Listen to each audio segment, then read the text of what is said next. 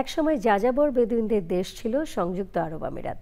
মাছ ধরা ও মুক্তা আহরণ করা ছিল এখানকার ছোট ছোট গ্রামে বসবাসকারীদের জীবিকা নির্বাহের উপায়। আজ সেই দেশ পৃথিবীর অন্যতম অভিজাত দেশে পরিণত হয়েছে। মরুভূমি থেকে আকাশচুম্বী অট্টালিকার দেশ এখন ইউএই।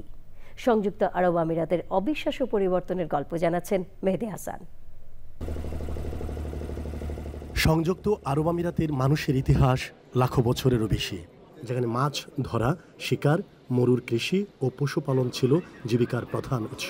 ইসলামী যুগের ছোঁয়ার পর এই অঞ্চলটি গুরুত্বপূর্ণ বাণিজ্যিক রুটে পরিণত হয়। খেজুর, মাছ এবং মুক্তা আহরণ ছিল তাদের অর্থনীতির প্রাণশক্তি। সেই বাণিজ্যের সুবাদে 15 শতাব্দীতে অঞ্চলটিতে আসে ফিরিঙ্গি বণিকরা, এরপর আসে ওলন্দাজ এবং ব্রিটিশরা। গুরুত্বপূর্ণ এই অঞ্চলটি নিয়ন্ত্রণ নিতে শুরু হয় কয়েক দফা রক্তঝরা সংঘর্ষ।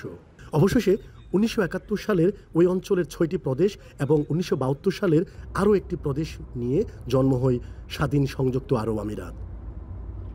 মাত্র 54 বছরে যাযাবর বেদুইনদের দেশ হয়ে ওঠে আধুনিক রাষ্ট্র। ছোট মাছ ধরার গ্রাম থেকে আজকের দুবাই এডুকেশন, বাণিজ্য ও প্রযুক্তির কেন্দ্র।